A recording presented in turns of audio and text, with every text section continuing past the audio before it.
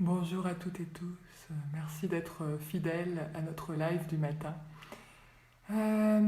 Aujourd'hui, je voulais vous parler d'incertitude et de miracles. Ce matin, j'ai été voir le lever de soleil, j'avais une photographie à faire pour le livre que que nous avons écrit avec Isabelle. Et, euh,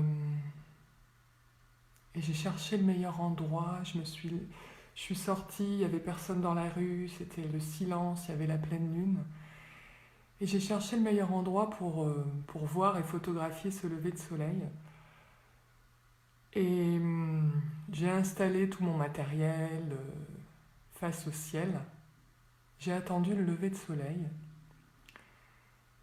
Et puis j'ai commencé à voir les premières lueurs qui pointaient à l'horizon. Et puis ce moment si particulier, juste avant que le soleil commence à pointer le bout de son nez. Et en fait, j'ai ressenti une incertitude en moi. Euh, j'ai ressenti l'incertitude de ne pas savoir si le soleil allait encore une fois se lever ou pas. Alors vous allez dire c'est peut-être un peu absurde, mais de ressentir cette incertitude en moi, ça a amené quelque chose de complètement miraculeux au moment où je l'ai vu pointer, si on peut dire, le bout de son nez et où le soleil s'est levé. Et là, ça a été une fois de plus le miracle de ce lever de soleil. Et j'ai ressenti beaucoup de gratitude de pouvoir assister à ça, de pouvoir assister une fois de plus à ce miracle du soleil qui se lève. Et tout à coup,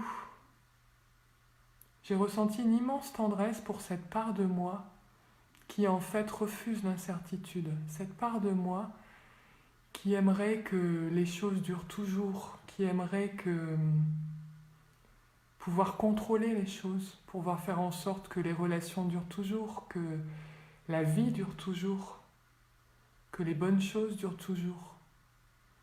J'ai senti cette part en moi et j'ai ressenti vraiment une immense tendresse et du coup en me connectant à cette part, je me suis connectée aussi finalement aux êtres humains, à tous les êtres humains, parce que je pense que c'est une part qu'on partage tous.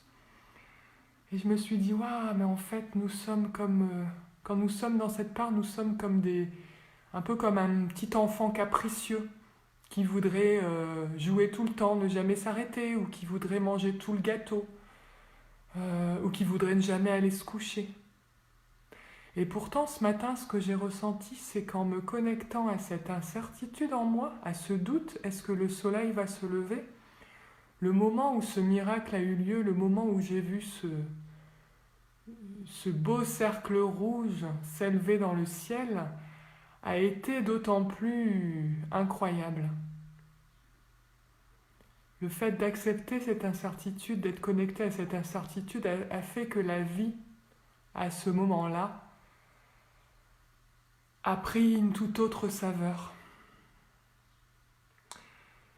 Et j'ai pensé à cette vie qui s'arrangeait pour nous ramener justement dans cette conscience de l'incertitude.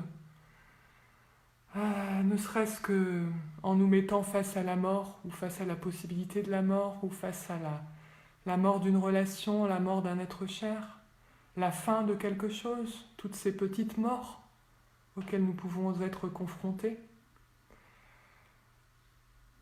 Et je me suis dit, waouh, mais oui, c'est vrai que dans ces moments-là, si je me reconnecte à ces moments-là, la vie a une toute autre saveur. Et je pense que vous avez forcément vécu un de ces moments. Ou même si on peut être dans une très grande tristesse, il y a une immense saveur aussi. Et on ressent d'autant plus la valeur de la vie et le miracle de la vie. Et je me suis dit, waouh, si on apprend à accepter, à embrasser cette incertitude, à chaque instant, la vie peut avoir cette saveur-là. Et j'ai pensé une fois de plus à ma petite fille intérieure et à sa capacité d'émerveillement. Et, euh, et au fait que peut-être qu'il y avait ce petit enfant en moi qui n'acceptait pas l'incertitude, qui voulait que les choses durent toujours, mais il y avait aussi cette petite fille en moi qui était capable de me montrer à quel point la vie était belle, à quel point les miracles étaient à chaque instant, et qui savait s'abandonner à l'instant, et qui savait poser un regard neuf sur chaque nouvelle journée. Voilà, j'avais envie de partager ça avec vous ce matin, et je voulais terminer avec un texte de Fernando Pessoa, qui parle justement de certitude et de peur et d'incertitude. De tout, il resta 3 choses. La certitude que tout était en train de commencer, la certitude qu'il fallait continuer, la certitude que cela serait interrompu avant que d'être terminé. Faire de l'interruption un nouveau chemin, faire de la chute un pas de danse, faire de la peur un escalier, du rêve un pont, de la recherche une rencontre. Voilà, je vous souhaite une très très belle journée pleine de petits miracles. Et demain vous retrouverez Isabelle, nous on se retrouvera après-demain. Prenez soin de vous.